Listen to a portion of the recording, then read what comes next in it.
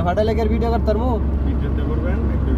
ভিড়তে দেখালে কি করে ভাই বুঝ হয়ে যেত না কয় তাল্লা আছে 100 তাল্লা থাকলে বুঝা যাবে যেমন নিচে হয়েছে